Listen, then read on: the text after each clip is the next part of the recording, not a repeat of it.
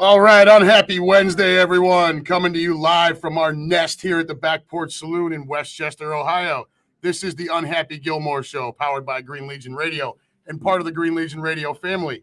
We thank you for joining us, as always, from wherever you may be and however you're choosing to tune in.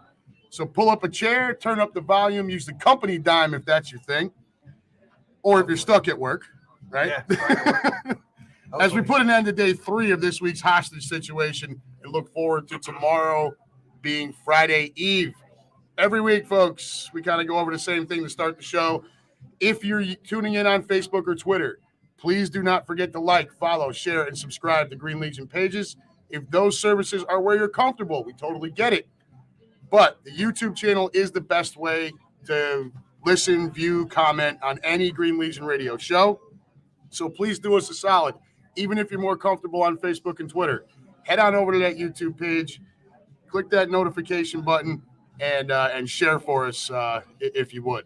If you cannot catch our shows live, you can always watch or listen later on any of these services, but also on Spotify, Apple, or wherever you get your podcasts. Finally, my brother, our nest here at the Back Porch. So, we've been talking about it every week. And I think we started this year, what was it? It was you, Angie, John, Kelly, and like Michelle and me. Yeah. And like my kids, right? Yes. No, hold on. I don't think this guy needs an introduction at this point, right? My partner in crime up here at the Back Porch, the general manager of the Back Porch, Mr. Michael Solon. Please give him your warmest welcome as always. I'm sure these guys will chime in. I love being here. Thank you for having me again. Oh, dude, this is all you, man. Seriously. I can bring all that energy and whatnot and get up here and yell and scream into this thing and do it from my house and preach up and down. But this is your place. You know what I mean? So. Yeah, I mean, it's my home. It is. Absolutely. And obviously I've been an Eagles fan since birth. And, we're lucky enough to actually get the the Midwest Eagles Nest up and running again. And it's starting to pay off. Like he said, we started out at, there were 4 or 5 of us at best. And as you guys know, when you start to win, people want to start to hang out. Yeah, the birds have delivered. Right? So now my biggest problem is coming into the Super Bowl is where'd you kind of put everybody? We've kind of outgrown our section and still growing. I warned you. I know. Well, and it's, so when I get up in the mornings, my morning, which is like 9, 10 in the morning, I like to have my coffee, kind of reflect on my day. I've already had 3 meetings by that point. Yeah. And, then I get into the Midwest Eagles Nest, Kevin Facebook says he's going to page. rub your belly next Sunday. Please. It's good. But I start to reflect on the day, and one of the things I wanted to put out a big public service announcement for Eagles fans. The fact that, you need to be aware that this week's going to seem a little different, especially in Cincinnati. For all our Eagles fans that are here, it went from, all of a sudden nobody really talked about us, everything else, to the other morning when everybody started showing up to work. And myself, when I, came into the porch, in my Eagles gear, and all of a sudden I've got people coming up to me out of nowhere like, hey, go Birds. Right. Fly, long. Eagles, fly, and then they like to put their arm around you and say, the Eagles have always been my second team. That's a big thing out here. People with the second favorite teams. As we watched the hometown team play a really sloppy game and lose, and we'll get more into that later, instantaneously turned an entire city's fan base into Birds fans. Oh, yeah. In a heartbeat. Overnight. And I just said, be kind to them. Just give them a little tap on the back, say it's okay, speak slowly, because... for what they know about the Eagles, they know as much about their own team and or less. And they damn sure don't know that much about football and its intricacies. So just be kind to them. Open your arms, bring them into the fold, and let them rejoice in some Eagles victories. It's okay. So accept them, but, let's pick on them too. Right? But let's pick on them too. And then make sure you say loud and proud, "Go Birds! Go Birds!" At the loudest point you can, and let them know our enthusiasm, because a lot of times the Who Day is a little weak in Cincinnati. I'm just gonna say. Yeah, the shine gets off that apple real quick. quick. I've been coming up here for 17 years now. Yeah. And when the Bengals have been good, You start the year, there's a billion people up here. There's our We're little, ready to go. we had our little tiny niche in the, wherever the hell we can fit. Yeah. And, for the most part, up until Burrow, it was wildly inconsistent with their play, right? So by like week 5, like you just had your regulars at the bar. Yeah. The entire rest of the restaurant, outside of a couple of stragglers, most of them rooting for other teams, the place was empty. Well, I mean, there was always a PSA at Bengals games: lock your doors and windows, because otherwise you might show back up to your car and there's just going to be tickets on your seat. I mean, it was always a joke: is don't buy Bengals tickets. Just go sit by a scalper until the first quarter starts, and then offer him a couple quarters. Right. Give him a bottle of water and on in you go. Yeah, I'm going in. Who else you selling these tickets to, ass face? They've had some up years and down years since I've been out here. They have. I will say that since Cincinnati got Burrow, the fan base it's totally different. Is different because their fans for many years, 22, 23, have been very beat down.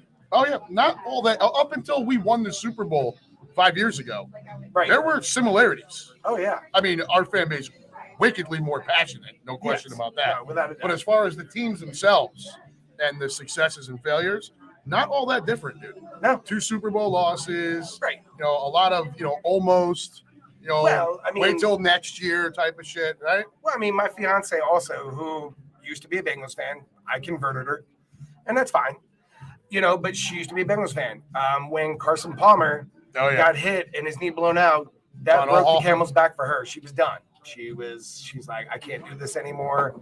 They're the heart attack cats. So who the hell did she root for until she met you? Nobody. She just chose not to watch, really. I choose not to run. Exactly. And then when she started dating me and found the passion that I had for the Eagles and for Philadelphia in general, she was like, yeah, I can embrace this. Your fans are awesome. I introduced her to Adam and the rest of the family, and she immediately adopted us and was like, yeah, these are the people I want to hang out with. These are the people that know and talk football. And my fiance is not an average woman. No. She's not there to sit and giggle with the other ladies. She wants to watch football. She wants to talk football. She wants to talk defensive schemes. We sit after the game and we talk about what was wrong, what was right. She'll look at me mid-game and bitch at me and be like, all right, they don't want to win today. What the fuck are they doing? And I love her for it. Yeah, really Angie doesn't go much for the slow starts that we get off to sometimes. She gets very annoyed. Actually, I think she gets annoyed more quickly than I do. Yeah, no, she does. Or you. No, like, yeah, we're both over here like, just, it'll work out. They're going to get into the pocket. Her and John. John starts freaking out right away, too. Big John just walked in with Kelly over there a few minutes ago. So, I can always rely on John to where if we go like, a first down and then punt right to start the game, I can always rely on him to turn around and be like, what are they doing? What the fuck is going on? What's happening? Like, dude, there's 5 minutes going in the game. Relax. Yeah. It's going to be okay. So, thanks again for having me on. That's kind of my little rant, my little story. You want to talk about the big story of the day? Not yet. Where you want to go? So, I'd like to keep talking Midwest Eagles Nest for a minute, if you don't mind. No, we can't. So, I mean, we started off, again, very small like that. And a lot of these guys, they know that we've been trying to push it out here. Of course, the Birds continuing to win, obviously, extremely is the biggest factor in it. I can throw out all the social media and yap my head off on here all the time. You can grab every person that comes in. But if the Birds start losing, it all goes for nothing, right? So, I mean, there's been a few misfires with this over the years. There has been. Like when I first moved out here, we had, there's probably 6, 7 of us. Yeah, 6, 7. And then with that playoff game against the Saints, I think we're up to 15 or so. And then, a few people moved away, come back the next year, and it's down to just, a handful again. I move away for 3 years, come back. But with having the platform and Quimby allowing me to do this kind of the way I want to, no, I felt almost obligated, for lack of a better word, but to push it. Well, and really push it as best as I could. Well, I mean, it grows our fandom here, but it also leads people back to the Legion. To the Green Legion, exactly. That's exactly the point. Every person that we get up here is another potential Green Legion customer.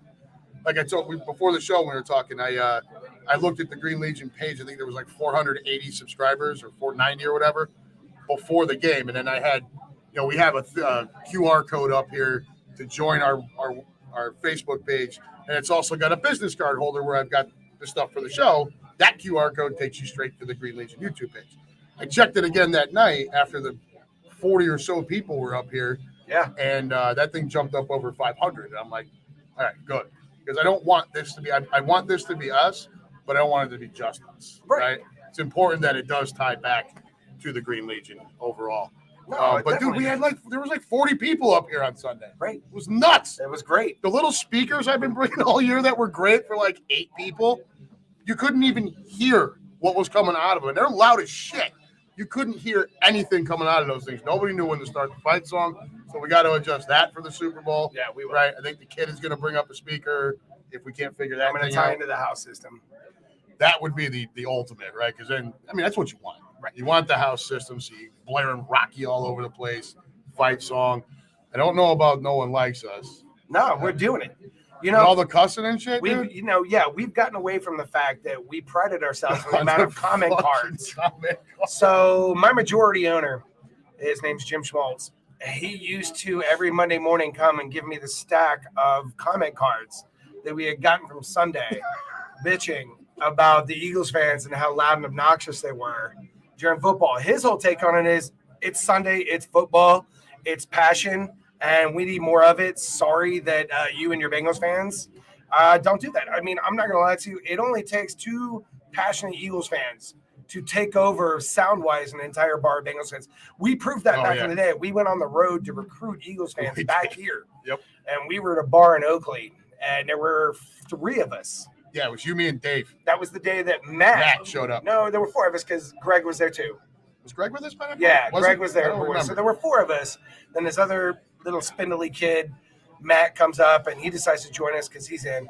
But by the end of the game, this random Bengals fan comes up and he's like, I need to buy you guys a round of drinks. And we're like, for what? He's like, there are 4 of you and 70 Bengals fans in this bar. That place was mobbed. You remember they were pushed up against us at the bar. They were everywhere. He's like, you guys have owned this bar the entire game. Yeah. He's like, this is ridiculous, and I love your passion. And bought us all drinks. It was great. And it's happened here. Yeah.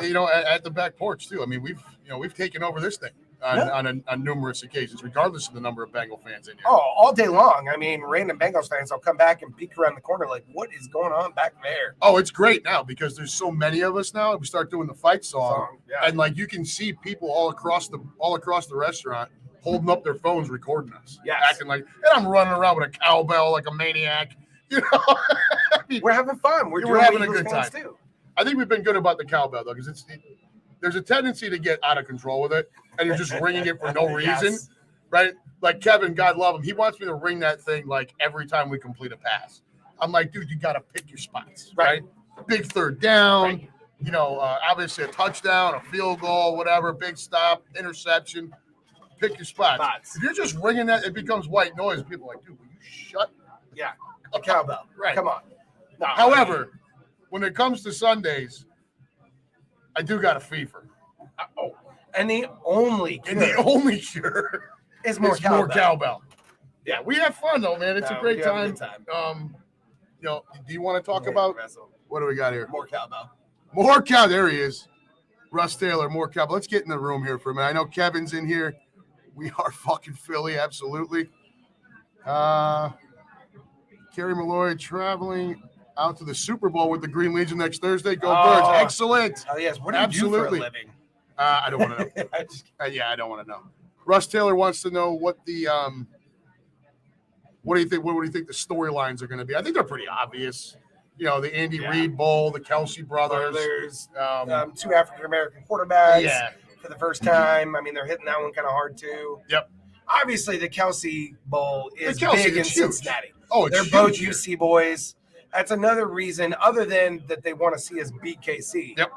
The other reason is because they have a hometown attachment to both those guys. Yeah. And then Cincinnati loves that. Cincinnati loves their Bearcats. Yeah, absolutely. They do. And I didn't realize how passionate that fan base was until I moved here. Because especially the football wise. I've told you 1,000 times, living in the Northeast like that, college football, not as big of a deal. It's college basketball, the Big East, right? You come out here and I'm in Big Ten country. Well, college football is enormous. Well, but for UC, though, I mean, for the longest time, it was just basketball during the Hugs era. Yeah, this is true. You know, during the Hugs era, it wasn't only until, I mean, I can't quote you coaches' names of when UC really kind of got themselves on the map. There's been a couple guys. What was the shitbag? Well, I mean, LSU. UC has become kind of a little bit of a coach's cradle almost. You know, they've been bringing coaches in. They've been doing it successful, and then they got picked off by bigger teams. I thought Deion Sanders should have come here. For that reason. Right. Because I think it was going to be a stepping stone. No matter where he went, it was going to be a stepping stone. Oh, yeah. No, he'll only be in Colorado for a couple years. But the fact that UC is about to move into the Big 12, all that extra recruiting power. Right. Deion Sanders, Coach Prime. Right. I mean, he could have made an enormous splash here and really elevated himself. He's going to do it at Colorado anyways. But yeah, sure. I thought this was the program that was best built already for him to step in and really. Well, I mean, from a coaching standpoint, I'm going to go to a school that runs a buffalo down the field at the start of the game. I mean, it's pretty impressive. Yeah, you know, a couple $1 million doesn't hurt either, though, right? No, it doesn't. And I think, you know, and I don't know where UC sits with like NIL money versus Colorado. Yeah, I mean, wherever he goes, they're going to generate more revenue. Yes. So, I mean, he's Coach Prime. Well, there's a special on Netflix I've not watched. There is. I haven't watched it yet either. Yeah, I got to check that out. I want to watch that. I'm not a huge Deion Sanders fan as a player because he was obnoxious and he played for Frisco and he played for Dallas and it pissed me off. But, like, as a coach, you know, I want to watch the special and just see what he's really all about. So, Kevin, my Rey Mysterio match. Kevin, it looks like they will be back. That couple will be back with us again on Super Bowl Sunday. He was planning to go to Arizona, but when the Bengals lost, the other bunch of people he was going with, they all backed out. Right. So they're going to be he said they're going to be back up here. You know, he comes from like out in Batavia. Nice. That big dude, Mike. Yeah. Yeah. So that was cool. And yeah, perfect. The Rey Mysterio. But he's the guy that was yelling at his wife. Yeah. Put the mask back on. Put the mask on. Put the mask back on. It's hot. I don't care. Keenan Harmon. What's the over-under on drunken Green Legionnaires in Arizona? Keenan, so I think the cap was 180 people. I would say all 180. That would be nice. Yeah, definitely. I think he'll sell it out 100%. The Legion trip will be sold out. Oh, yeah, he'll sell it out. Yeah. You know, and I think you'll see a strong green presence. I mean, there will, but the Super Bowl's such a high ticket. Right, but there is an enormous green fan base in Scottsdale, Glendale. I saw it with my own eyes. I was going to say, you would know that best. I could not believe what I was seeing, dude. It was there the night when the Phillies won that playoff series. Yeah. You would have thought you were on freaking Broad Street. I lost my voice. I'm not even a Phillies fan. I couldn't help it. Right. It was just awesome. No, you got to join in. Like, you're just looking, I'm out in this crowd. There was hundreds of people surrounding this bar, dude, that's 2 stories high. I mean, you got to figure we're like 2-3 weeks out from talking Phillies baseball. Yeah, well, they report on the 16th. I know. And the guys that are going to play in the World Baseball Classic, the pitchers and catchers will report on the 13th. Nice. So you're 2 weeks. I mean, it's the day right after the Super Bowl. So then we start talking baseball. And I'll try to pop my head in every occasionally so that we can talk Phil's baseball. We will talk Phil's baseball. Versus talking the Yankees. Yeah. This is a Green Legion environment. These guys know I was all over the Phillies last year. I loved it. It was a great run. Fun to watch. They were a fun team to watch. Oh, I mean, just really fun. No, I mean, sportcasters, everybody's talking about it. It's a great time to be from Philadelphia. I mean, embrace it. I mean, our baseball team, went to the World Series. Here we are going to the Super Bowl. The Flyers, not so much. But I mean, if you're going to have a really shitty year, this is the one because I don't think anybody's catching Boston anyways. No, they are. I mean, are they going to lose 10 games this year? I think they've only lost 6 times. Yeah, I know. They'll lose 10 games, but I mean, don't get me wrong. I hate them. I hate everything Boston stands for in sports. Yeah. No, even Harvard can go fuck itself. Right. But I mean, they are just a juggernaut, dude. No, they are. I don't watch enough hockey to really comment on it. No, they're playing like they were the Red Wings of fucking the 90s. Here we go. As you start talking baseball, David Califoot, Judge blows. You can blow on that freaking MVP trophy. I can tell you that. Didn't amount to a hill of beans for the team, though. So nope. We'll see. Shame. So, so what do we got planned for the Super Bowl up here, Bub? Super Bowl. Do you want to talk a little bit? What you got lined up? Yeah, no, I'm going to do beer specials, obviously, on Yingling and everything else. But I just procured Amorosa rolls, so our special will be Philly cheesesteaks. I got a mountain load of ribeye coming in. I got a bunch of provolone. I tried to go with the whiz, but I couldn't get the correct whiz. So, yeah, don't hate me on this, but I'm going to give them the option of some nacho cheese if they want it. Yeah. Well, the other thing, you got to remember that place Balboa's that was downtown? Yeah. So this was a place in downtown Cincinnati that made real Philadelphia cheesesteaks on the Amoroso rolls. They made real New York style pizza. They would fly the dough in from New York to make the pizza. Well, because it's all in the water. I mean, it's just this one. So, but you remember the water. You're right, the water, right? Is that what it is? Right. It's the water. So, but they don't want to put mayonnaise on the cheesesteak. They want to put, banana peppers on the cheesesteak. And it hurt their business because that's what Cincinnati wants. Right? It's not Philadelphia. Well, I mean, it's what they should have done is, and what I will do on Super Bowl Sunday, yeah, you can have all that. I'm just going to give it to you on the side. You do what you want with it. Like it's a kosher deli. Yeah, you want banana peppers? Here's your banana peppers. Put them on it yourself, you fucking weirdo. Get out of here. I mean, I'll offer onions and peppers. That can come on it. Mushrooms. Yeah, with or without, right? That'll be on the side. Put it on if you want. And mayo. Yeah, I've got packets of mayo. Put all the fucking mayo you want on it. That's fine. No big deal. You fucking weirdo. Who the hell puts mayonnaise on a cheesesteak? Yeah, I'm not going to lie. I like mayo on my cheesesteak.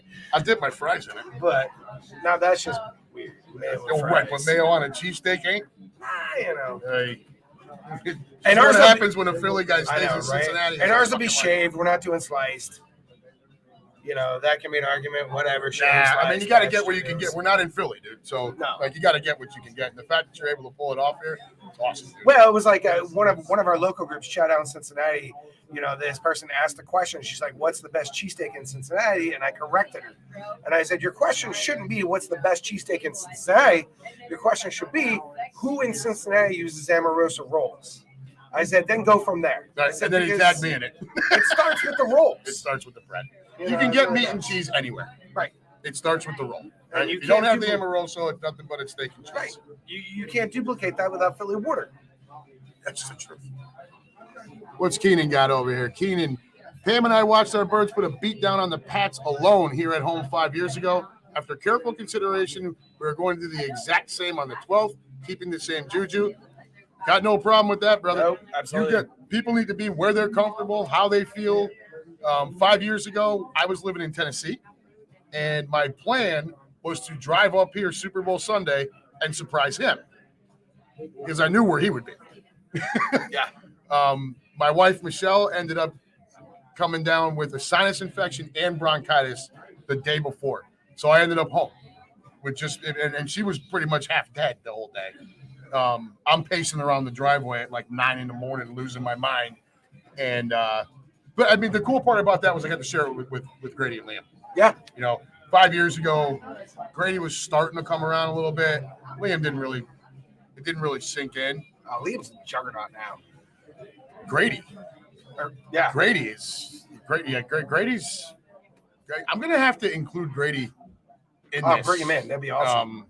In the 5, he's been on here once, and I warned him. I gave him the trigger words. He wanted to talk basketball for a couple minutes.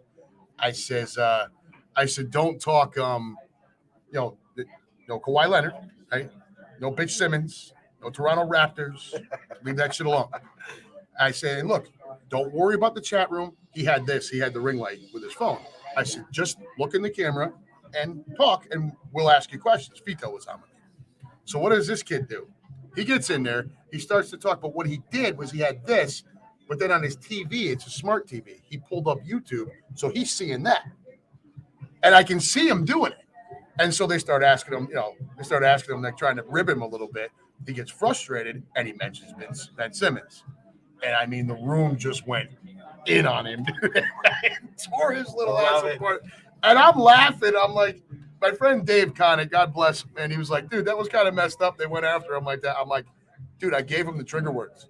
Yeah. And he said all 3 of them in like a 5-minute stretch. I'm like, you earned it, kid. But 90% of our fan base are animals. Right. Well, I did throw him to the line. Give me an inch, we're going to take a mile. I did just. Yeah. If there's a soft I warned spot, him, though. I said, it's a Philly crowd, dude. These are things you can't say about the Sixers. Yeah. You don't mention Bitch Simmons at all. And if you're going to, that's fine, man. Expect the fact that we're going to fucking knife you. And we're coming at you. It's family programming here. Folks, Green Legion Radio's Unhappy Gilmore show, proudly coming from the Back Porch Saloon, where the GM likes to shift people. Yes. And I cuss freely, and it just is what it is. Yeah, so Russ, it was, well, what was your son thinking? It was like destroy him, and they did. And I went back like this. I'm like, and you can see Grady's getting frustrated. His face is turning red. And so I finally, after like 20 minutes, I'm like, all right, let's wrap it up here. We're gonna move on. I can't remember if that was the night we did the unhappy hour Friday night. That was a disaster. Fito and I were on there for 4 hours, got hammered. I ended up leaving Fito by himself for a few minutes. Every time I had to keep going, take a piss. Nice. It was terrible. It was bad radio. Yeah, just going. Yeah, I'm like, yo, nonsense. Fito, carry it for a minute. Run around, over to the bathroom, go, come back. Hey, what's going on? What a blast. So, all right. Moving on. Moving on. Okay. Yeah, we went unscripted tonight. So if it seems a little off, we decided to just have some fun. Right. Do you want to talk about the big topic? Obviously, the big topic It's today. Brady. It's Brady. It's Brady. So It's Brady the hangs go. him up. I know, and I posted it earlier in a couple of different places, and I said, should we set an egg timer? Right. I do believe he's done. No, absolutely. I don't think this No, is, I don't think he'll embarrass himself and his reputation. Yeah. By going live like he did. And, he even said it best. He's like, this isn't going to be a big sob story. I'm not going to come with a big, I thought he did a good job, to be honest with you. No, I thought it was very complete for what it was. And it's time that he goes. It is. He should have been 46. left last year. I think the reason why he didn't is because that, Schefter and all those assholes, they broke it before he got a chance to get out in front of it. And I think Brady's very much that control. Like, he's always had control over that sort of thing. Come on, part of you doesn't believe the fact that he went home for 3 weeks and had to wipe some butts and deal with some children and was like, oh, yeah, no. NFL it is. I don't, because I think the marriage was already done before that, dude. Oh, sure. I think it was cooked before that. And I maybe part of it is some miserable where he was just like, dude, this is the only place where I feel normal is on a football field. And right now I'm my sure he home life does. is a disaster. Right. So let me go back and play. But I do think it had something to do with the fact that he didn't get to really do it himself. He got kind of forced into that press conference because it broke from everywhere. Right. And let Brady be an example. Even a guy that's somewhat untouchable like him, for the rest of these players, don't talk about it with anyone. Right. Anyone. You Nobody. can't trust anyone. Because everybody wants to be the first to report. And especially a jerk off like Adam Schefter. Yeah. Who I have absolutely no respect for. None. At all. Sorry, Quimby, for the letter you get for that. I hope he does. That'd be awesome. That means Yeah, somebody's listening. You heard me call Schefter out again on the indie thing. Quimby, all right. That'll be a nice letter. Hey, you told me to help. So. Hey, if he's a schmuck, he's a schmuck. I mean, come on, what are you going to do? But yeah, that's the story of the day, right? So 46 years old. The guy, I didn't understand why he came back either. Neither do I. You won a Super Bowl. Be like, He should have Gronk, retired. go out. He should have retired when that suit. He should have Go never out. came back the year Go after. out. That. But I understand. I also understand the mindset of the scary of the unknown. Not that Brady's future is unknown. Obviously he's going to become, a commentator and everything else. And 10 years, $375 million. Right.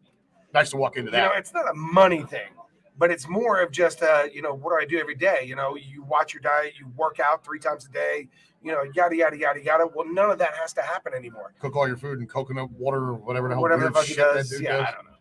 I prefer to cook all my food in butter. But, like we were talking about it at the bar today with my lunch crowd, and I said, win, lose, or draw, whether you like him, whether you don't, he's the GOAT. He is. I was like, and, There's no question. and everybody, and then one other guy was like, oh, he's definitely going to be first ballot Hall of Famer. And I said, how does he even go on the ballot? There's no I said, ballot. does he touch the ballot for that? Do you even bother putting him on there? Or you just say, before you even announce somebody else, you just say, hey, just so you know, yeah, Tom Brady's in the Hall of Fame. Right. Yeah. We've he's already given him inducted his this gold jacket. He's good to go. 46 years old, which that in itself is impressive enough. Right. At 45 years old, last year you could have made the argument he should have been the MVP of the league. Right. His numbers were better than Rodgers. Yes. Rodgers just happened to have a better record. But he's first all time in passing yards, he's first all time in passing touchdowns, he's first all time in completions attempts, 10 Super Bowls, 7 Super Bowl wins. What to be honest, can you imagine somebody else pulling that out, pulling those numbers. That's never going to happen again. Right.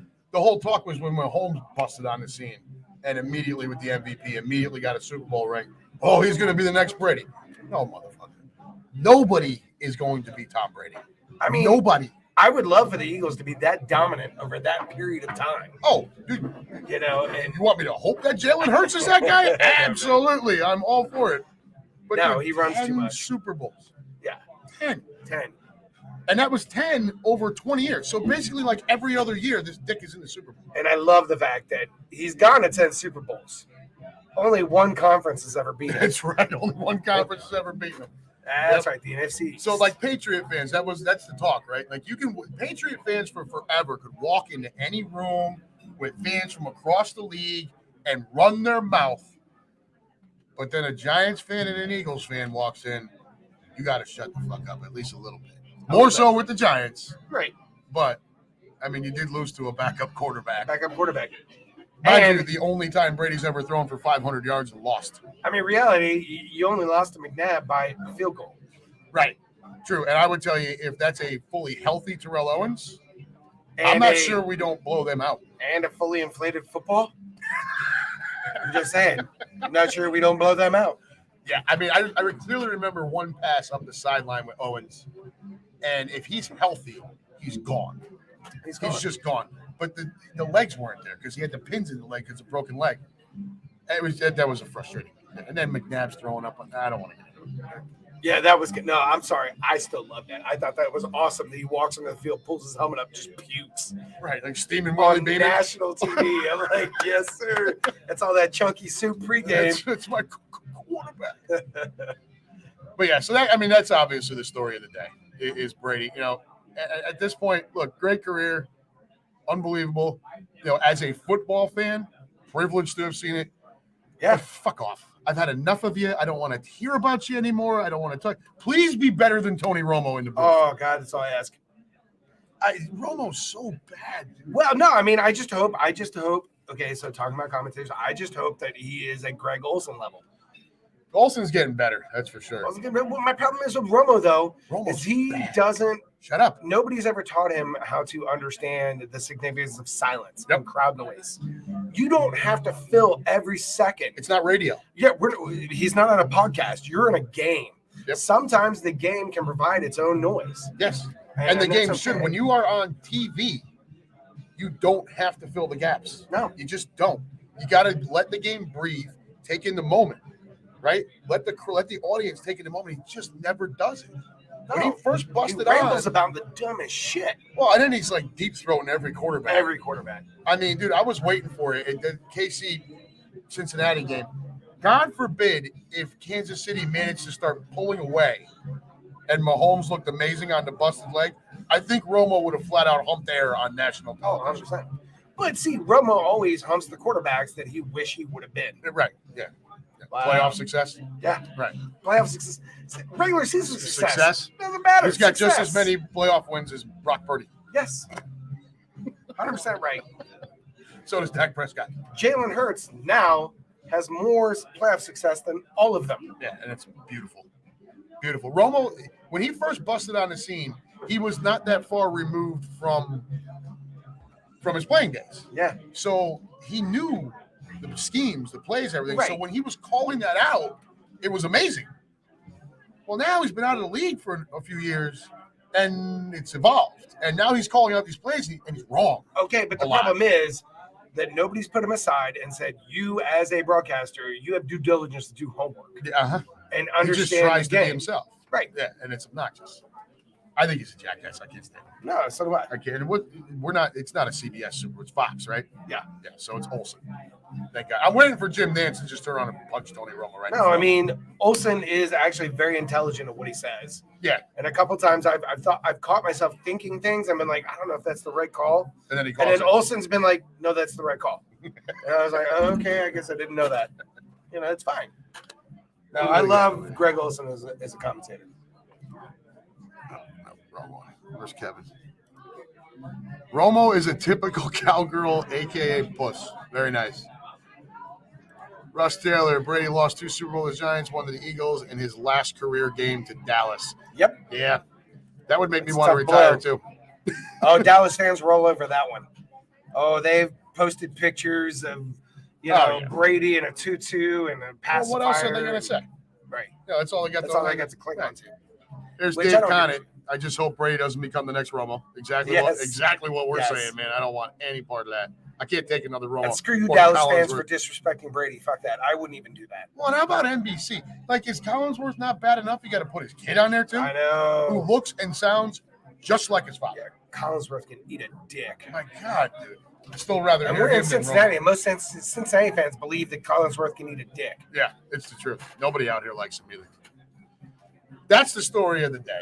I mean, Brady hating him up. Anytime a GOAT goes away, that's obviously going to take the headline. Like when Jordan retired, it's that level.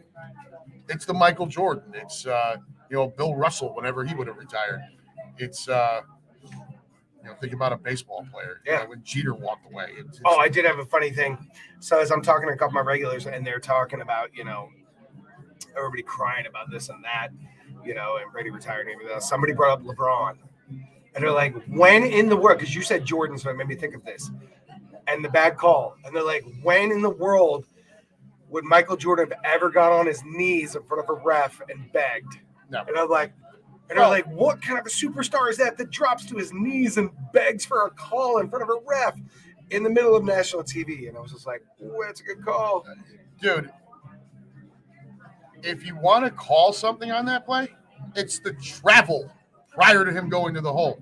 Yeah. If you see the camera angle from underneath the basket as he's driving towards it, he walks. Well, yeah, but all those superstars do it. But don't bitch about the call. Well, I know. That's my thing. Like, you travel. I know. They swallow the whistle in that spot. What is this? David Ortiz. No. Sorry. No. Half a ball player. Don't care. Steroids. Get out of here. That's enough of you. I love that. Yeah, LeBron, and then of course I got Grady, who's a huge basketball fan, and he likes LeBron. He's a LeBron fan, and I'm like, it bothers me. Like, it took me forever to get him to understand. It took The Last Dance, for him to understand the greatness of how much 23 better Michael Jordan was. LeBron's gonna have all these stats. LeBron ain't Mike, dude. No, he's just not. And then I've broken it down for him. You see these years that Jordan missed because he went and played baseball, then retired again for a couple of years. He played baseball. Factor in the points he would have scored in that. He's at like 42 or 42,000 points. Right. I did the math and even dumbed it down as like a natural progression where he wouldn't have averaged 30 points. Sure. Get out of here with LeBron James. I can't. If you put LeBron James in Jordan's era with the way LeBron behaves, he'd have gotten devoured. But it's different era, everything else, And it's tough to compare eras. I understand that. It's impossible. Yeah. You just can't do it. That's where that war stat comes from in baseball, and it annoys the shit out of me. But all the eras, you can't compare them.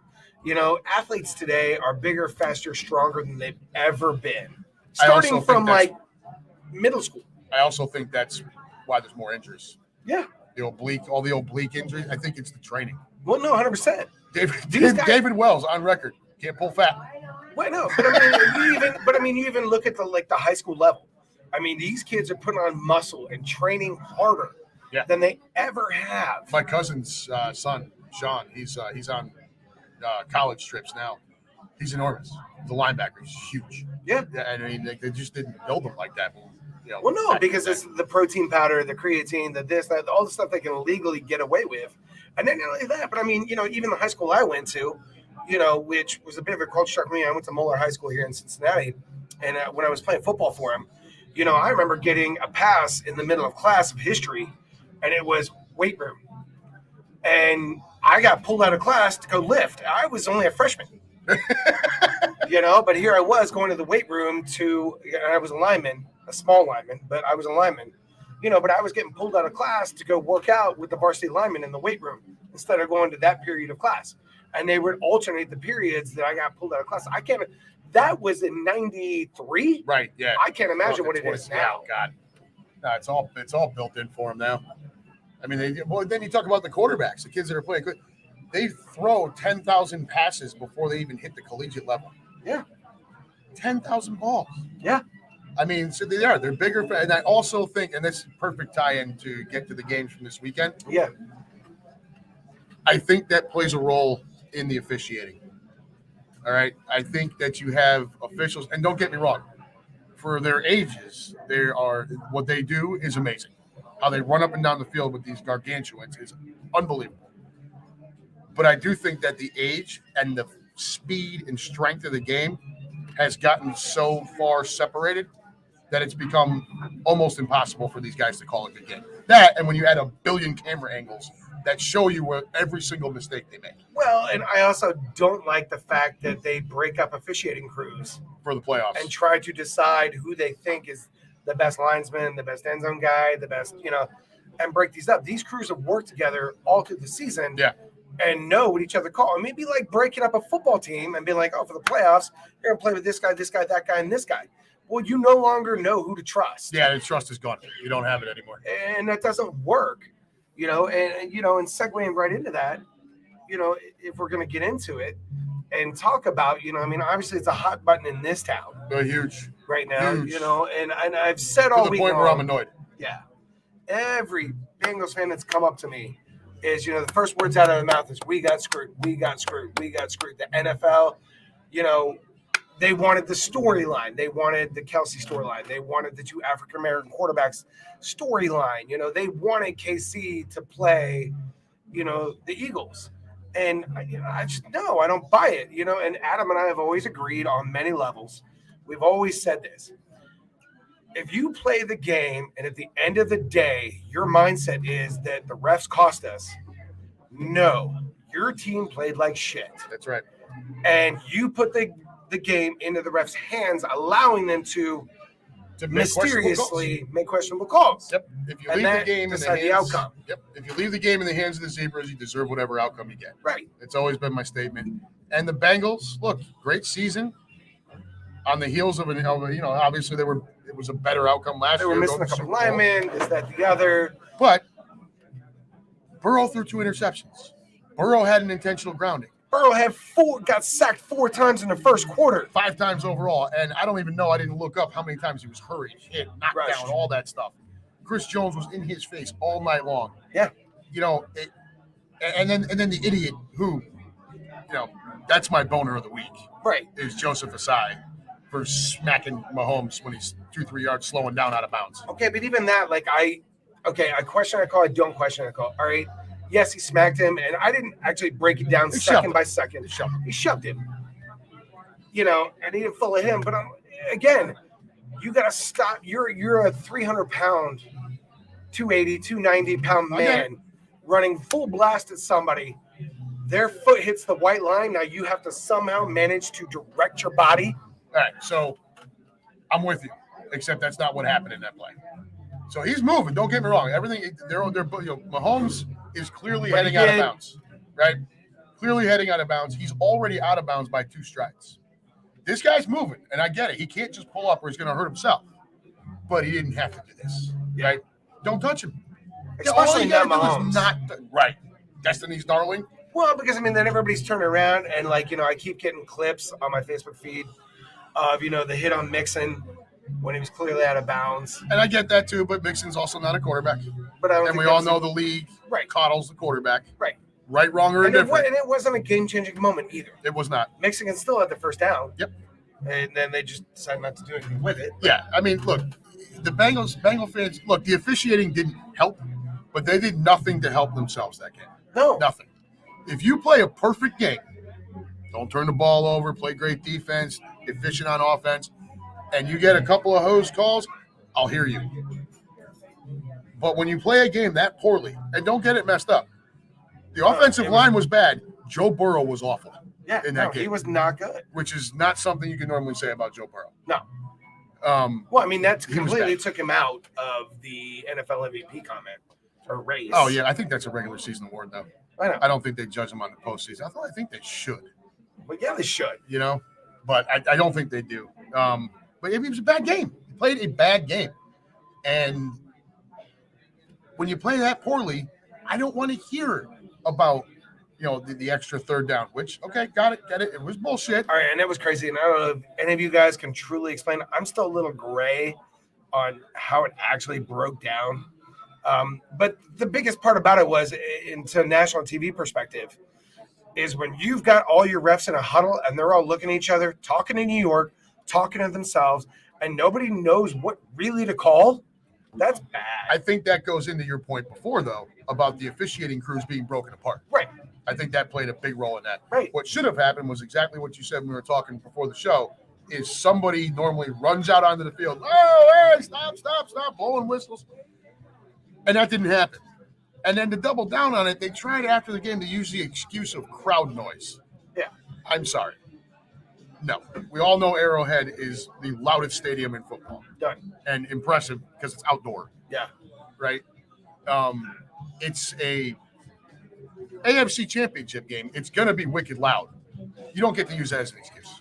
I mean, wouldn't you, instead of breaking teams apart as the NFL, maybe this is a clue, wouldn't you take, because they have to have score sheets and keep track of errors in a game. Yeah, they rate the refs. Yeah. Right. So wouldn't you just take the crew with the highest rating? The crew. And that be incentive for the crew? Exactly. To do better, the more on it you are through the regular season. The other thing this is your shot to officiate the Super Bowl, the playoff games. The other thing they don't do is they don't actually hire them on. These are like 1099 guys. Contractor. Yeah. Some of them are lawyers and shit. Yeah. I think that needs to change. Yeah. You need dedicated. You trying to tell me there's not some dudes in their 20s and 30s who just weren't quite good enough to play that couldn't do that job? If you hired them on and gave them the insurance benefits. You're telling me we just can't take some money per team as we're paying practice squad guys $300-something grand a year and look at these guys, their potential officiants, and say we're going to pay you a salary of $150 grand a year? I'll do it for $150 grand a year, and I'll study every day. I'll watch the NFL. The NFL prints its own money. The fact that they won't hire officiating crews, offer them all the benefits, the insurance, and all that stuff, it's disgusting. And this is the result. When you add all these different camera angles, so now they're constantly under every microscope. 30 years ago, 40 years ago, I guarantee you they were still making bad calls. You just didn't fucking see it. See it, right. Yeah, you shouldn't know. Because you had 1-2 camera angles. Now, there's 3 cameras in the pylon. Well, I mean, you're even talking about but you're not even hitting on the point that we talked about a couple weeks back, but the microchips. The ball's microchipped. Yeah. The ball's microchipped. The players have microchips in their shoulder pads, that study velocity and angles and, the whole 9 yards. It's nuts. They need to hire the crews. Hire them on. Get younger. Hire them on. And I think you'll get a more consistent, better outcome. Right. I mean, it's one thing if you don't call a game a certain way and you can say on both sides of the balls, these calls didn't get made versus, all right, this call got made here, but it didn't get made there. Sometimes like the announcer say, let the boys play. Let them play. All right, if you're going to let the boys play, then let them play. Let them play. And quit calling some shit. Or you're going to fucking micro-pick them and you're going to pull apart every single thing that they're doing. Look, nobody goes to a game to see the refs. No. Okay, you don't want all that laundry on the field. Trust me. You do not want all that. You guys, everybody can complain about referees, and I see it every week. Somebody's bitching, it's usually Dallas fans, complaining about the refs. Guys, they can call holding on every single play. Well, but if they did, you'd never watch another football game again. Granted, this is 100% bar talk, but I was told today that I didn't see it. I didn't have time to research it, but supposedly Kittle came out today and said, hey, enough is enough. Don't blame this on the refs. Well, it's not the refs' faults. That's the other. We as a team lose a game. Yep. It's got nothing to do with the refs. Calls are missed. Calls are made. Whatever. He's like, this was a good called game. Or was it Kelsey? And if it was Kelsey, and I don't know, you guys can look it up if you want. If it was Kelsey, well, that's easy to say when you win. That's much easier to say when you win. But to your point, it wasn't just Bengal fans complaining on Monday morning. Right. There were a number of 49er fans complaining. Right. There's a friend of mine who was going to remain nameless who was posting things during the game complaining, particularly about holding calls. I think this person knows who I'm looking at. Again, they can call holding every down. Every down. No, I am not going to hear it. The refs did not give up 148 yards and 4 rushing touchdowns, coming in as the number 1 rushing defense. The refs did not make Mike Shanahan line up a backup tight end to block Hassan Reddick, thus getting 2 of his quarterbacks practically decapitated. Right. The refs didn't do those things. No, it was a clear mismatch. But Shanahan doesn't react. The refs are not responsible for challenging the Devontae Smith catch. Devontae knew he didn't catch it. He was up immediately going, come on. Well, the team ran down the field. Right. Shanahan doesn't throw the red flag. No, Shanahan came out and literally said he wasn't willing to risk one of his red flags. It wasn't the timeout. The timeouts, who gives a shit about timeouts on the first half? You get 3 of them, burn them where you want. But more importantly, he wasn't willing to risk the red flag on a call that early. Dave Conant, I'll own it. Yep, talking to you, bud. Hey, Dave's a good man. He is, and he will own it. He tried to call me last night. I had a rough day yesterday, so I wasn't in the mood. But look, the refs didn't do those things. Okay, right. That's why. Look, and Brock Purdy, and there's the other excuse that if Purdy plays the whole game, okay, Purdy plays the whole game. The score is different. The outcome is not. Right. I'll concede 24-14. 100%. Take a touchdown away from us, give a touchdown to them. That's as far as I'm willing to go with the way that game shook out. I'm sorry, we were dominant on the defensive side of the football. It was a joke. No, our defense was ravenous, and they wanted blood, yep. And they went out and got it. Yeah.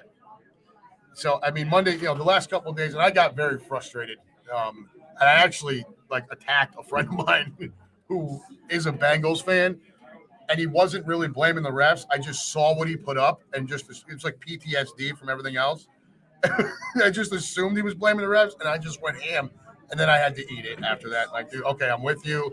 You're not blaming the refs. No, but I mean, all week long, because that's all it's been. It's in my face because I run a bar restaurant, and it's every Bengals fan walking in. How about those refs? How about those refs? And as soon as I throw the argument out there, and I'm like, say what you want about the refs. Your team played like shit. Or but I mean, and I'm like, nope, 2 interceptions, fumble. I said, your quarterback, your star, I said, within the last 2 minutes, had the ball in his hands with 2 timeouts left. Yep. I said, for years, I've always said the scariest thing in the NFL forever was Tom Brady with 2 minutes and a timeout. You're going to lose that game 9 times out of 10. Absolutely. Burrow was not that guy. Nope. It was not that guy that day. It just didn't happen that day. Right. A lot of times he is that guy. It just didn't happen. And credit to the folks that I work with that weren't making those excuses. Now, they were pissed about the refs, but all of them openly admitting the refs were shit, but we were bad. Well, no, and as soon as I start quoting stats of them from the Bengals, they just quiet down and they're like, yeah, I mean, yeah. Again, pat him on the back, speak slowly, maybe grab some pop-up books, right? Explain them the intricacies of football. To their credit, the Niner fans, while some of them were complaining, overall, the bigger gripe I heard from them was, well, you didn't have to face Purdy all game. Look, Purdy was a nice story, okay? You didn't have to put a jersey on Rocky either. How'd that work out? I tried to warn these guys. It just doesn't work out, dude. You can't do that. And expected the Vikings found that out. The Giants found that out. Everyone likes to screw around and find out. And now you got Kelsey going on social media today and saying, touch that Rocky statue and I will find you. Yeah, he's already warning all the KC fans, do not screw with Rocky. I don't think there's much. I mean, there's not much. Look, the Bengals-Chiefs game was an ugly football game. It was ugly. It was sloppy on both sides. All it would have taken is one team to step up and decide to be dominant. Yep. Or even 5 minutes. Yeah. 5-10 minutes of the game. Yeah. And it would have changed the whole outcome. Our game was also ugly, but it was completely one-sided. Right. And I would tell you, Jalen Hurts didn't look that good against our defense. Okay, fine, fair. I give a lot of credit to the Niners defense for how long they were on the field. The fact that they were able to keep that game somewhat close for an extended period of time, very impressive. Excellent defense, no question about it. Yeah. But once we took out JJ and you had to bring Brock Purdy back in and everyone knew he couldn't throw, and you're trying to run a wildcat with McCaffrey, the offense on the Eagles end, it was almost like the water boy. What do you mean? How do y'all like my new offense? We didn't need it. How many guys did it take in the tent to be like, no, Purdy, we're going to put these needles into your arm and we're going to send you back out there. I know you can't throw. I mean, at that point, how do you not just go McCaffrey and say, screw it? You've got Mr. Irrelevant, last pick of the draft. Kid's done his best, took a beating to get you to where you are in the NFC Championship game. And then he gets hurt. And then you manage to stuff him full of enough drugs that it doesn't hurt him so he can go out there and just hand the ball off. That's bullshit. Yeah, I agree. They should have never brought him back out there. But that's a rule that was instituted by the NFL to not have the emergency quarterback. I know. Which is also horseshit. Yes. It makes for bad football if you get to that situation. That's exactly what happened on Sunday. Okay, so, I've read articles about that over this week, about now spring training meetings when the owners will be interesting. Yes. It's just I think you're going to see that rule change. And it's fine. So you have your, emergency quarterback that says he can only come in if your first two are completely out. And once he does come in, you can't put anybody else back in. That's it. Yep. Yeah. Not that that got ugly, dude. Well, not that San Francisco would have anybody else to put in. What are you going to put Garoppolo in? Did you see Jimmy Jones? I mean, he's already hurt. So their whole quarterback camp is completely falling apart, right? The poor kid's got the UCL. He's done for 6 months. JJ's got a concussion or whatever it is. McCaffrey's trying to figure out how to run a Wildcat offense. And there's Garoppolo in a hoodie with a huge smile on his face. I mean, if I'm a 49er fan, I want that guy out now. I want to murder him. I want him, get him out of San Francisco now. You cannot sit there smiling when your team is getting decimated. You need to be on a headset and talking to somebody. Absolutely. Trying to coach somebody through the most unlikely situation you'd ever see and just trying to teach this kid something on the fly. There's Dave Conant, and he is a Niners fan. I would have put all offensive linemen in and ran a Wildcat. It's the only way you could hope to move the ball. Shanahan had a bad game plan going in, dude. I mean, the fact that you thought you could line up like that with the goddamn tight end over Reddick, what were you and then don't adjust, right? Like you allowed Reddick to just wreak havoc all day long and did nothing about it. No. Nothing. And maybe a couple of times they did double down on him, but then one of our other lunatics is coming. Dude, look, our game got ugly. The Bengals-Chiefs game was ugly. People are trying to blame refs. People are trying to blame all kinds of shit. The bottom line is it's Chiefs versus Eagles. That's it. And that's where we're at in a week and a half. And I love, where is it here? Keenan Harmon, Birds 30, Chiefs 15, parade on Valentine's Day. I don't think that's a stretch. I really don't. I'd like to give Mahomes a little more credit. Now he's got 2 more weeks to get that ankle right. But it's not like the Chiefs looked great on Sunday either. No, they didn't. I mean, he had an okay game. It's not like he was horrible, but they didn't look.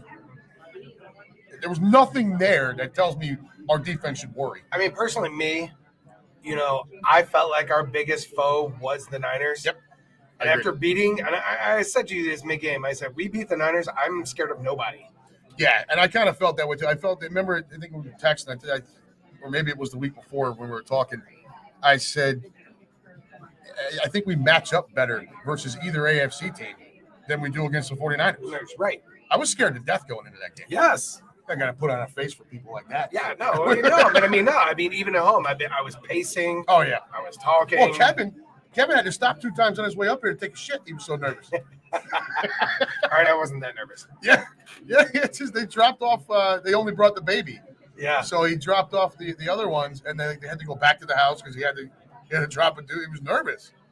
I can't even imagine what this is going to look like next year. Well, I mean, I'm not going to say, as I say, that I'm not scared of anybody after beating the Niners and their defense. Am I scared of KC? I'm not scared, but I'm nervous about it. Sure. Of course, it's the Super Bowl. You're talking about the NFL MVP. He's got 2 weeks to get himself healthy. You're talking about the best tight end on the planet. Done. Yep. Done. Not even close. Not even close. Not a question. The receivers are no joke. The running backs solid. Yep. I mean, offensive-wise, they don't really have a chink. But now I will say this. Our corners are better than their wide receivers. Yes. Easily. Yes. Our defensive line, I believe, is better than their offensive line. And I believe that too. And I believe on the other side, our offensive line is much better than their defensive line. They do get after the quarterback well, and Chris Jones has to be dealt with. Right. Lane Johnson is the best right tackle in football. Even hurt. Yeah. Jordan Mailata is a fucking unicorn. Okay?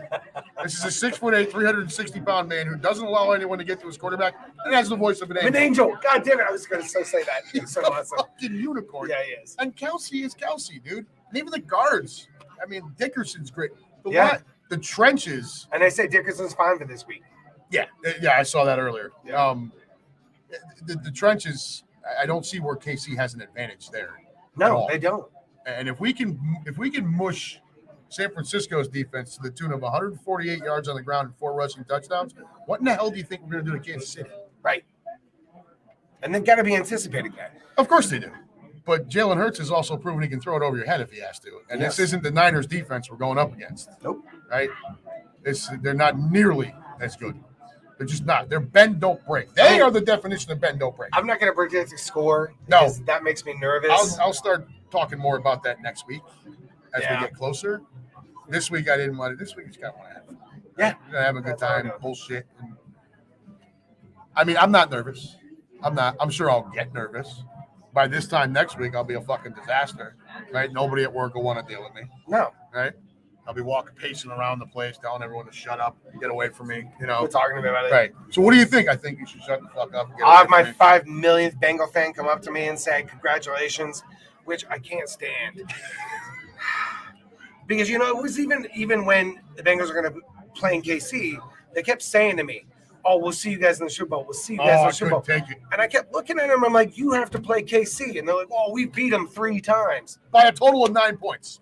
Right, 9 points. A total of 9 points. Those two teams are going to be going at it for a long time. Actually, that's a great rivalry. It is. It's great, and Buffalo's kind of falling behind that a bit now. Yeah. Right? Josh. Look, if Buffalo doesn't do something about their offensive line and get that kid a running back, Josh Allen's going to be out of the NFL in the next 3 to 4 years. Sure. They're going to kill him. Yeah. He's their best running back. He's their quarterback. He's like, dude, you've got to get this kid some more help. And now Diggs wants out? Right. Well, and I was going to talk about that, is the fact that rumors came out of Cowboys camp that they're willing to trade their first round draft pick at 29, I think it's 29, for Stephon Diggs. If Buffalo manages to let them go. No, yeah, absolutely. It makes me uncomfortable because we're not going to return the same defense next year. It's not going to happen. Somebody's going to be out. Whether it's CJ or Bradbury, I'd be shocked if we held on to both. Sure. And not for nothing, Slay's 32. Right. So when you talk about that 10th pick in the draft, Joey Porter Jr. is starting to look like a nice option out of Penn State. It doesn't suck. Unless a stud lineman's there. If a stud lineman's there, you take the lineman. As always, the draft is best player available at a position of need. Don't get crazy. No. This past year was awesome. Let's just shore up what we got to shore up. No, and we were talking about the fact, as excited for the Super Bowl, obviously. I'm also excited to see what Howie's going to do in the draft. Yeah. We've got a lot of room to play. A lot of room to play, but there's also a lot of things have to get shorn up free agency-wise. Now, Reddick is signed for another 2 years. Yeah. So that's good. Jalen Hurts is going to probably have to get paid. He's going to have to get paid. And you're not too far away from Devontae Smith wanting money. Brown is signed. He's good, yep. Miles Sanders is a free agent. I don't know what we're going to do with running backs. I'm not sure where Gainwell and Stott sit. So, Scott is a backup, right? What the Eagles show you, and this is something John and I have talked about, what the Eagles show you is they don't covet that position. They covet a specific type of running back in that role. And they feel like they can get value at that type somewhere in the middle rounds of the draft. Right. So, and that's where you saw Gainwell go. Now, Sanders was a second-round pick, but you saw, I think Gainwell was 3rd or 4th or something like that. I don't know where the hell Boston Scott got drafted. But you see, Gainwell's been featured more down the stretch here. Yeah. Right? We were yelling it on Sunday. Where the fuck is Miles Sanders? Maybe they just felt they didn't need him. Right. The game was out of hand. So. No, it was by that point. San Francisco started pulling out trick plays as they had to. Oh, they had to. What the hell else were they going to do? Right. Not that I felt bad for him, but it was almost like you're looking at No, it was blood in the water and we were sharks. We were going to eat. Yeah. I mean, it was what it was. And you can't tell me that Reddick wasn't going into that game like, okay, I'm not a finalist for Defensive Player of the Year. Let me show you. Why? Oh, now you're going to block me with a tight end. Yeah, that ain't going to work out well. Sure. And let's just hope that Andy Reid's fat ass tries to do the same thing this in a week and a half. Right. And, I mean, Keenan's right. We're going to own the line of scrimmage. Yeah, and I think on both sides. Yeah. Right? I think we're better up front. Dave Conant, you have to chip or hold Kittle in. We do it. Kittle's a different type of tight end. He's bigger, stronger. Kelsey is a gigantic pain in the ass. No, he is. He's a wide receiver And with you're a gonna tight get- end's body. Well, no, you're going to get a lot of checkdowns to Kelsey. You have to. Well, You he's going have to to have to think it's because we're coming. going to be in Mahomes' face. Right. Yeah, they're not going to. The kid's going to have. It's going to be 1, 2, 3 shoot. He's not going to have a whole lot of time. 40-liners. Knock on wood. Yeah, let's hope. Right. I mean, what else did you have, bro? Do you have anything else? Nothing. I'm good. Yeah. I mean, there was a couple of those bullshit things just about, as far as what I read about Lane, and they're talking about us possibly, after the whole holder kicking thing with the spot, Right. here, there, which is bullshit. Where Lane's putting his leg. But where Lane's putting his leg, and as much as I don't want to quote, a cowboy coming out and kind of like, Defending it. defending it, he did. A lot of people are barking the fact that Lane is moving his leg, and coming out early, and it was what's his name from the Cowboys? Oh, Micah Parsons. Yes, thank you. Michael Parsons came out and was like, "No, I've gone up against Lane. He's a stand-up guy. He's not jumping the ball. This isn't offsides. He's just literally so efficient and so quick to move on the ball that his leg kicks the second it moves." He's like, and from a TV point perspective, he's like, there's delay. He's like, and you can't see the ball kick. What you see is his leg react, and then the rest of the line move. Yeah. He's like, but what's really happening is he's so quick on that ball that everybody else is reacting behind his leg. Yeah, everyone else just looks slower. Right. And he's getting that push up. I think that's fair. I think you see that across that that line. put to bed. I think you see that with Mailata too.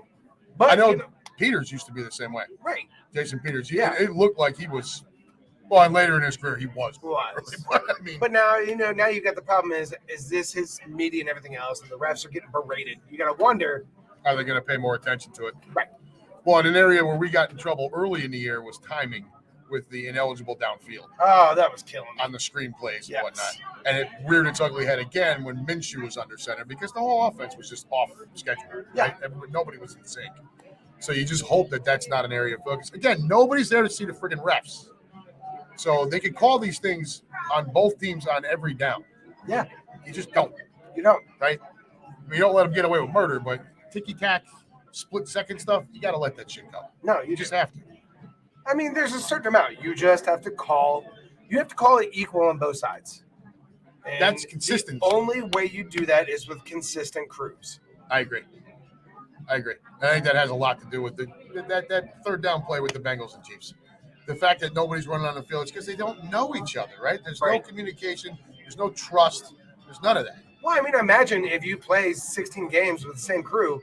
It's a look in the face. It's an eye shot. It's like the offensive line. Yeah. Yeah. You start to trust each other. You just know.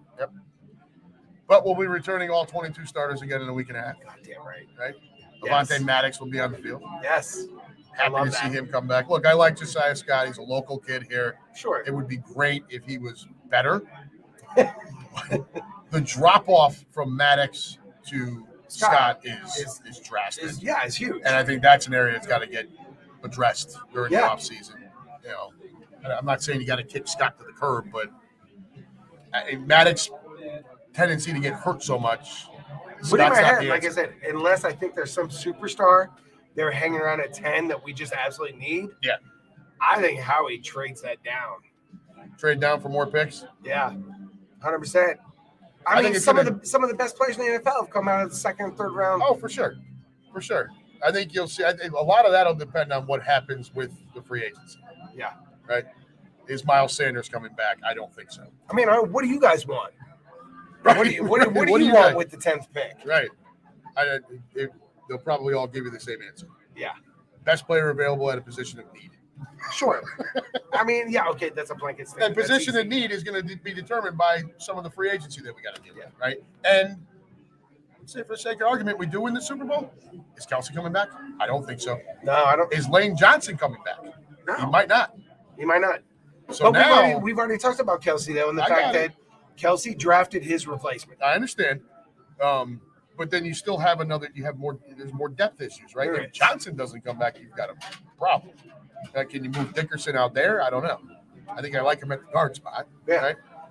So that's, you start looking at right tackle at that spot.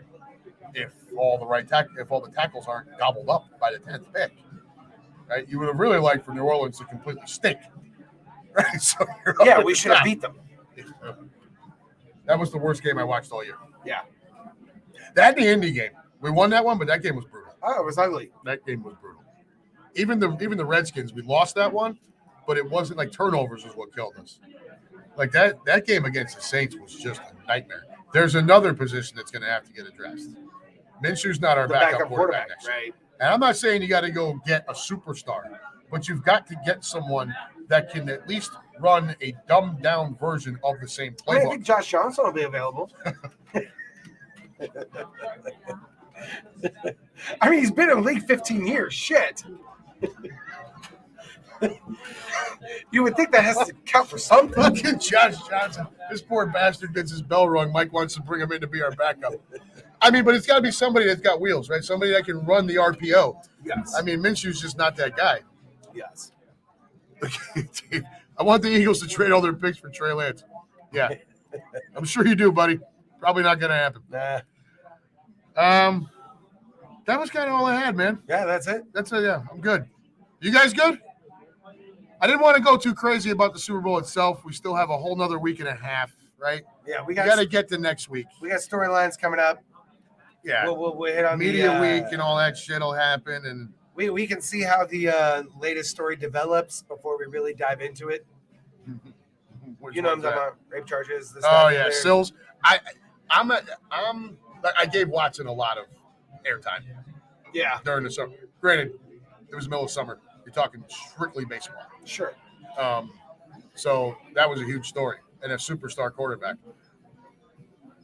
I'm okay talking about Sills once we find out more. Well, I don't want to give him too much time. No. I think he's a jerk off. Maybe next week. Next week we talk about it a little more. We'll hit on Sills, talk about the whatever the hell else when comes something out comes out. Yeah, and something will. You just hope nobody acts like an asshole leading up to the Super Bowl, right? It's the only thing that can derail it. Well, and he's got to hope that all of a sudden 10 women don't come out. Oh, Sills? Oh, I don't think there's. I mean, if the allegations he's got right now hold any kind of water, he's fucked. I think it's like rape and like imprisonment or something. I haven't read it, so I'm going to look into it tonight. But it was something along those lines. It was a bad look, dude. So and scumbag, fuck you. I don't care. I don't care what the hell jersey you're wearing. Yeah. The name on the front is way more important than the name on the back. And when you do shit like that, you're a garbage human being. You're done. I'm done with you. I think I'm done here. I'm done here. You done here? Yep. My brother. The Midwest Eagles nest. We finally got it off and rolling. It finally stuck. Now we just got to make sure we try to keep at least some of these folks together during the offseason. Yes. All right, y'all. For my brother, my partner in crime, Mike Solon, this has been the Unhappy Gilmore Show, powered by Green Legion Radio. Live from the Back Porch Saloon, 9626 Princeton Glendale Road in Westchester, Ohio. This is your 513 home for Philadelphia Eagles football, the Midwest Eagles nest. For Mike, for the staff here, everybody tip your waitress. We will talk to you next week when we have more to talk about as far as the game. Until then, everybody be safe. Have a great week. And as always, go Birds!